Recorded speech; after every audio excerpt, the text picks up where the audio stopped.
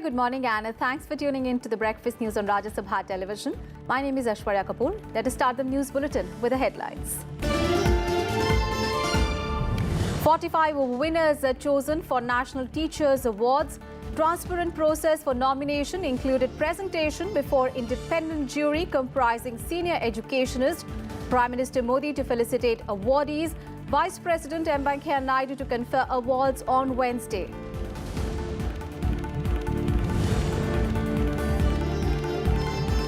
Concerted crackdown against overground Maoist supporters in various states. 500 people apprehended in Chhattisgarh alone in the last 1 year.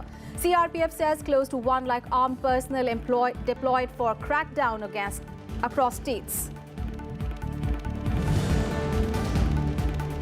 People of Karnataka have shown a dissatisfaction with the JDS Congress alliance, says the BJP chief Amit Shah, after results for urban local body polls.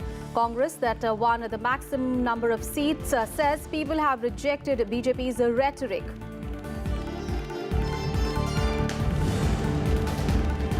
Nine deaths in Kerala due to different kinds of fever, including rat fever. 11 confirmed cases of dengue also reported. Outbreak after flood waters recede. Most cases are reported among volunteers engaged in rescue work. State government says it is prepared to check the spread. And over 1,400 people have died so far this monsoon season due to rain, floods and landslides across the 10 states, according to the Home Ministry data. Rains continue in Uttarakhand, Uttar Pradesh, Rajasthan, Delhi and surrounding areas. The top story this morning, Prime Minister Narendra Modi will felicitate national award-winning teachers today ahead of the Teachers' Day celebrations tomorrow. 45 select teachers have shown innovation in their work and added value to the school and to their students. 6,692 applications were received from teachers from all over the country for the awards, out of which 3 teachers were selected from every district. A total of 152 nominations were shortlisted, and the nominated teachers gave a presentation last month before an independent jury to place their contribution and the work done by them. Under the revised guidelines, all regular teachers were eligible to apply, and the minimum 15 years of service had been done away with. The teachers got the chance to directly apply and nominate themselves for the award. Self-nominations from teachers were invited online. Vice President M. Venkaiah Naidu will be conferring the awards to them at a function tomorrow.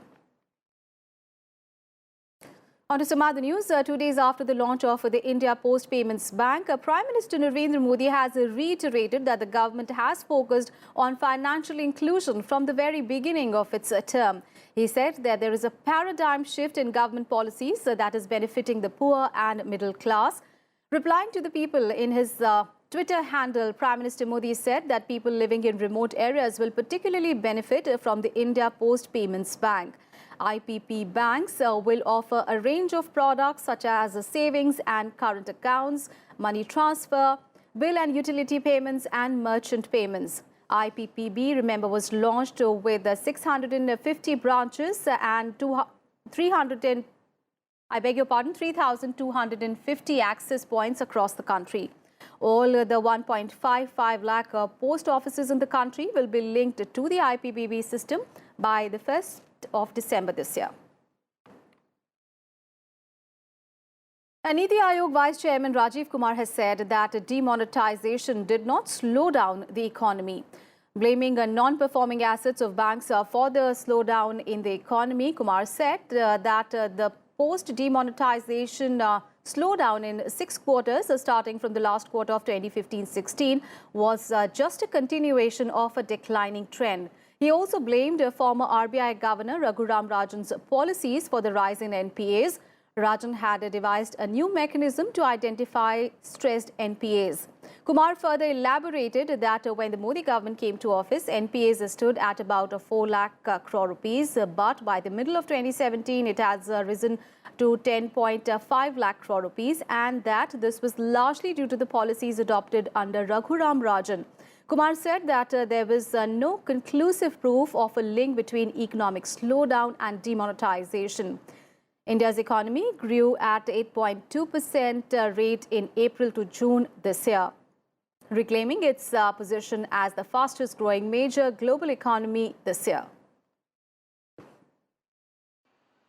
When this government came into office, that figure was about 4 lakh crores. It rose to 10.5 lakh crore by the middle of 2017. And because under the previous governor, Mr. Rajya, they had instituted new mechanisms to identify stressed and non-performing assets, and these continue to grow up, which is why the banking sector stopped giving credit to the industry. In fact, in some cases like the medium and small scale industry, their credit actually shrank. It was a negative growth. Never had been seen such a continuous and persistent year upon year deleveraging of credit. Now, this is the cause for the slowdown of growth. And Niti Aayog Chief Executive Officer Amitabh Kant has said that India will shortly unveil a one nation, one card policy for public transport that will entail connectivity between various modes of transport, addressing a function on the Future Mobility Summit 2018 in the national capital. He said that a robust transportation sector is the backbone for the development of any economy. He said that the road transportation segment alone contributes to around 4% of the country's GDP. We are working for integration of technology across sectors, across metros, across buses, across many things, so that there is ease and convenience to individuals to push for transportation. अभी इस पे काम हो रहा है, आप अगले 3-4 दिनों में इसके बारे में सुनिएगा। तो वन नेशन वन कार्ड सब में काम करेंगे? नहीं, इंटेंशन ये है कि जिस सेक्टर्स में हम लोग लिंक कर सकें, लिंक करें उसको। News from Karnataka now, where the State Election Commission announced the results of the urban local bodies election on Monday, and Congress scored a slight edge, narrowly winning a majority of seats across 10 of the 22 districts during vote count for 105 urban local bodies, with 982 out of the total 2,662 seats. The opposition BJP won 929 seats, with majority in the 7 districts, including the coastal districts of Udupi and Dakshin Kannada. However, independents won 329 seats across the 22 districts, while other parties and regional outfits won another 34. The polls, remember, were held on 31st of August. And BJP President Amit Shah thanked voters in Karnataka for their continued support for the party. He said that the outcome highlighted people's dissatisfaction with the unholy alliance between the Janata Dal, Secular and the Congress. Taking a dig at the alliance, he dubbed it opportunistic and said that it would not come in the way of Prime Minister Narendra Modi and the Bharatiya Janata Party working for the betterment of the state. He termed his party's performance as stupendous. The BJP tweeted statistics of the previous local body polls to show a surge in the party's fortunes. Meanwhile, the Congress party has said that the people of the state of Karnataka have accepted the development policies of the Congress-JDS government and rejected the rhetoric of the BJP. The JDS, which is in a coalition government with the Congress in the state of Karnataka, termed the results a defeat of the BJP in the state. The Congress thanked the people for reposing faith in the party. Both the Congress and the JDS contested the polls separately despite being partners in the state government. But they have already declared that they would tie up post-election in urban bodies. On to some other news now. The Law Commission has said that 4,500 crore rupees is the estimated cost to buy new EVMs and paper trail machines if elections to the Lok Sabha and state assemblies are to be conducted simultaneously.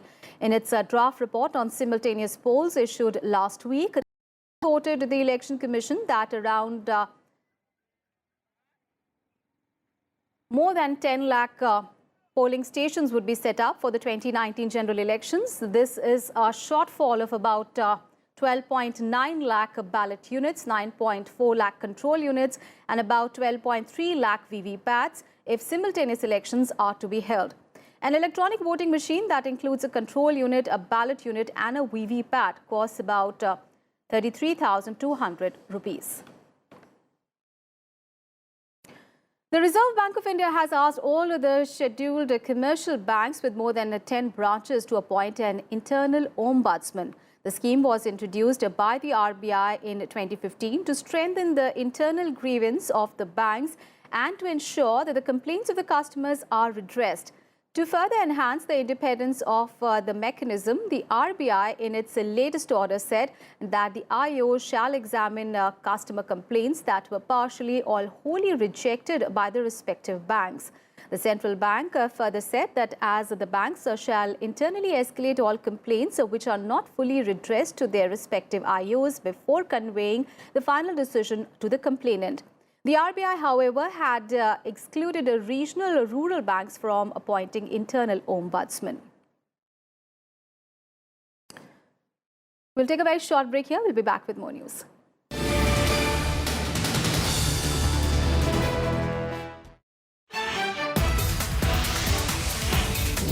On this edition of India's World, we will analyze the 6th RCEP meet. All these countries would be able to put together a free trade agreement between these countries, and this would include not only goods but equally importantly investments, services, e-commerce, intellectual property rights, technical cooperation, competition. Time has come within the country that we scale up importance of having this kind of trading arrangement in place to be taken up at the highest political level. So hard negotiations where we can create more space for Indian services to be really delivered in some of these nations, and fighting for our interests. And I think that's what all countries are doing, and I think some countries are definitely more influential than others.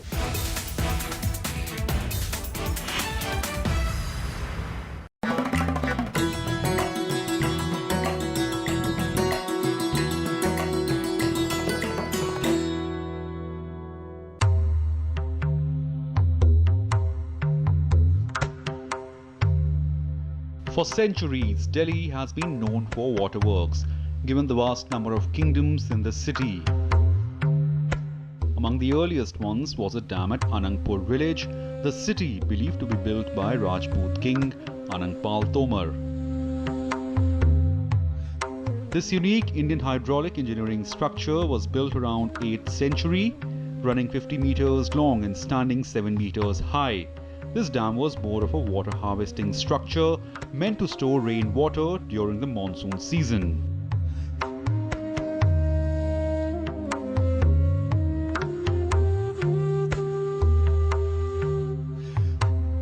Located close to Anangpur village lies Surajkund, the waterworks which is regarded as among Delhi's first organized reservoir.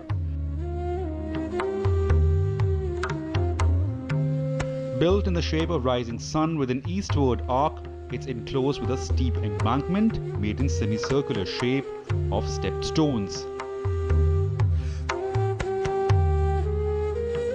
These reservoirs took care of need of the city at the time of the shortage of water, given Delhi's topography and warm weather spells.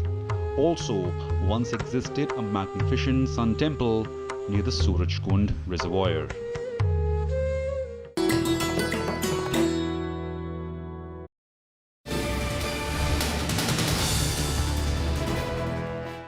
Welcome back after the break. News from Kerala now, where 9 people have died since the last 1 week in the state due to different types of fevers, including leptospirosis or rat fever. The state is battling the outbreak of various diseases after flood waters receded in most parts of the state. On Monday alone, 2 people died of rat fever in Palakkad and Kozhikode districts. And according to state officials, a total of 71 people have tested positive for rat fever in the various state hospitals. 123 people have also shown symptoms of the disease. Over 13,000 people have taken treatment across the state for various kinds of fever. 11 confirmed and 21 suspected cases of dengue have also been reported in the state. And the state health minister held a review meeting on the fever situation and has said that the government was ready with a plan to check the spread. Those who have been diagnosed with the fever are largely volunteers who went for rescue work. Number of cases of fever have been increasing for the last few days, and all of them having the history of rescue work during the flood, and all of them are having the features of the leptospirosis. Fever, myalgia syndrome, that is the most common symptom for which the patient seeks medical advice in our hospitals. We are expecting more and more cases because the incubation period of leptospirosis is 2 to 20 days. So the next coming week we will be having more and more cases of fever. Cases, about 300 cases, both suspected as well as confirmed after 24th of this month. When we analyze the data, it shows that most of them was reluctant to take the prophylactic medicines. So they contracted the disease. And cleaning work continues in several parts of the state, while water is yet to recede in some parts in Alappuzha, which is one of the worst hit. The number of people in relief camps have come down to about 9,550, out of which majority of the people are from Alappuzha district. Meanwhile, the State Bank of India and LIC Housing Finance have announced a special term loan for repairing and renovation of homes to help people in the flood-affected state. And under the scheme, the bank offers a loan of up to 10 lakh rupees at a reduced interest rate of 8.45% per annum, along with the waiver of processing fee.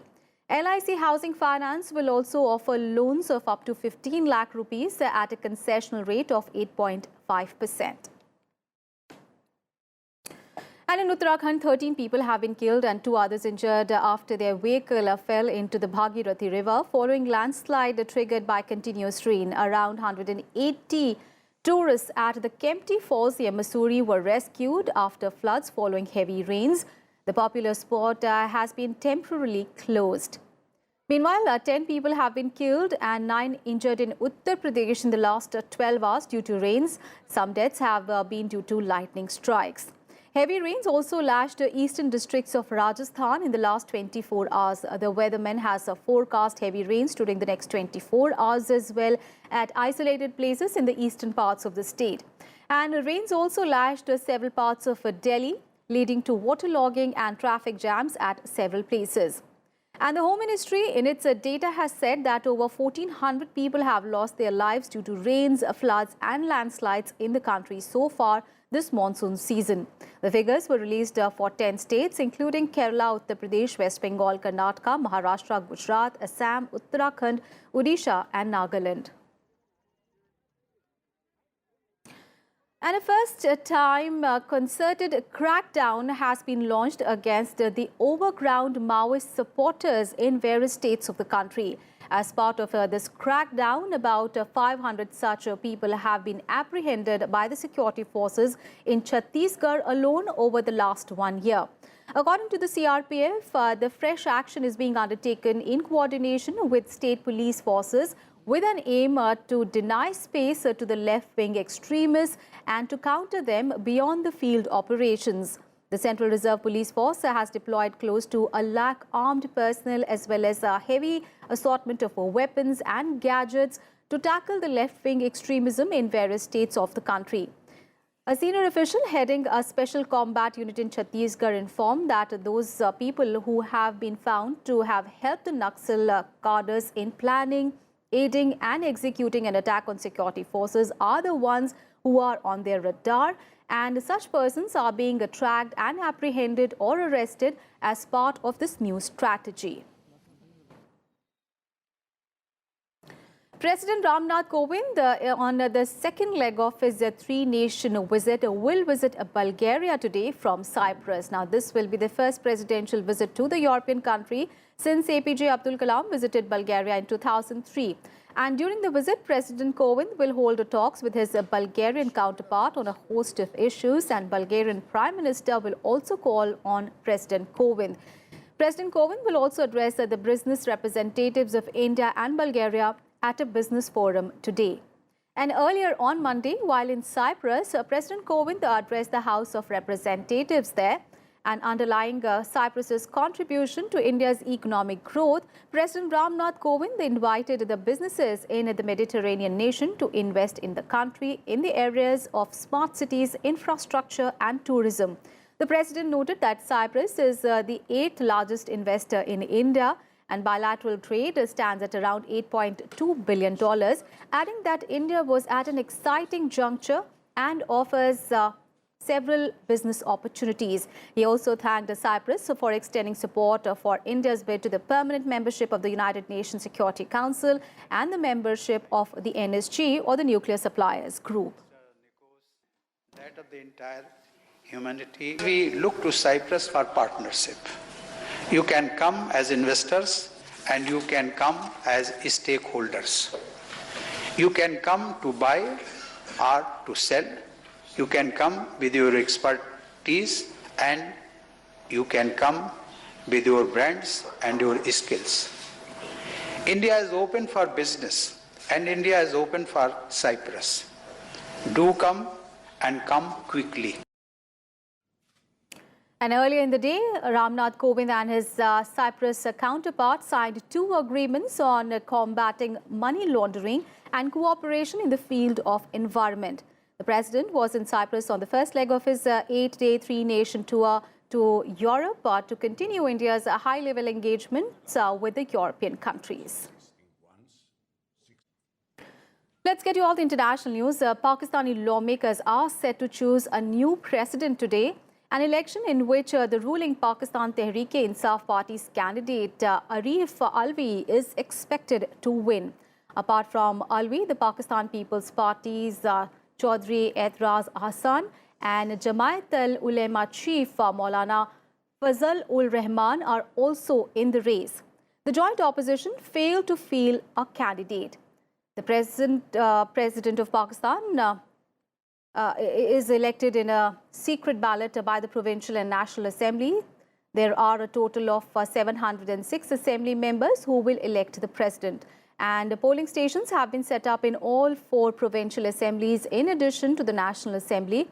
Chief Election Commissioner Sardar Raza Khan will serve as the returning officer. Outgoing President Mahmood Hussein's tenure ends on 8th of September. He had declined for a re-election to a second-year term. And Chinese President Xi Jinping on Monday sought to refute criticism that the massive funding under the Beijing's Belt and Road Initiative is drawing countries into a debt trap, as he announced a whopping $16 billion US aid in a new development financing for the African nations. The announcement was made by President Xi Jinping at the start of a 2-day summit of the Forum on China-Africa Cooperation, attended by 53 heads of the African states and organizations. The Chinese president said that Africa is an extension of the Belt and Road development historically and naturally, and an important participant in the initiative. Now, China is investing billions of dollars in aid and projects, making Africa the most focused destination under the Belt and Road Initiative. But China's growing clout in Africa has drawn criticism that the more African nations are getting into a Chinese debt trap. And analysts have called the cases of the port in Sri Lanka, several highways, as well as the China-Pakistan Economic Corridor in Pakistan, pointing out that these projects are being funded through highly attractive and concessional loans from China, but are leading to unsustainable levels of debt for these countries.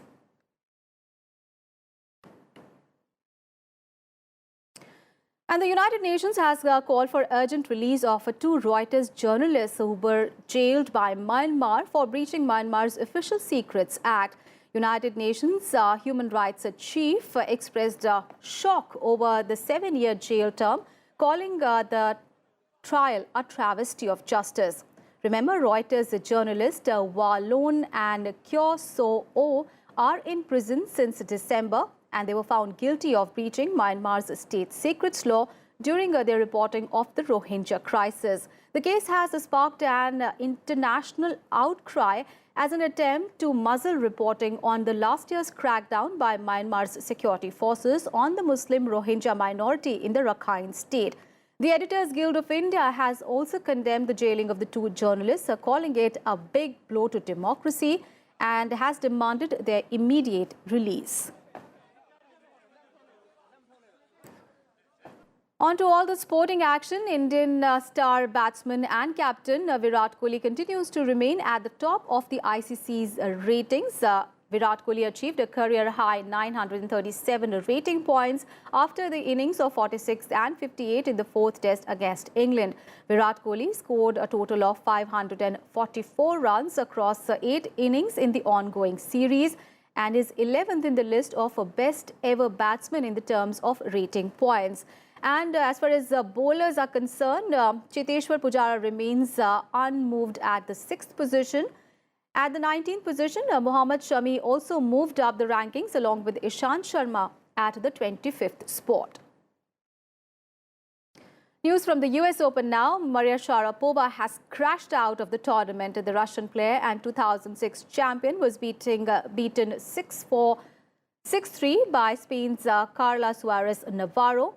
The fourth round once again proved the end of the road for Sharapova, who has not reached the quarterfinals of the US Open since 2012. Meanwhile, Serena Williams also cruised through the quarterfinal at the Flushing Meadows, beating Estonian Kara Kanepi in straight sets. And in the men's singles, Marin Cilic, Novak Djokovic and Juan Martín del Potro have also advanced to the next round of the US Open. That's it in this edition of Breakfast News. Thanks for watching.